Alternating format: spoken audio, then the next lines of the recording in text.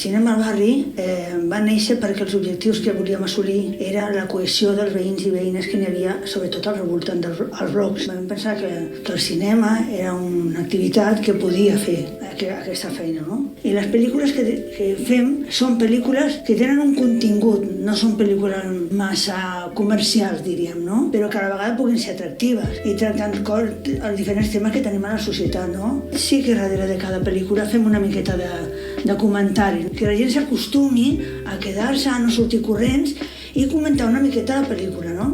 El calendari és que nosaltres fem cinema l'últim divendres de cada mes. També fem documentals la setmana abans de l'última, allò que és aquest centre Ana Díaz. I found out about Cinema al Barri in October 2023. I really like Cinema al Barri because for me it's a chance to meet new people and to learn. I would recommend Cinema al Barri to people and in fact I am already recommending it to my friends. Per poder-te assabentar d'aquesta activitat, l'equip fem un tríptic cada trimestre, no?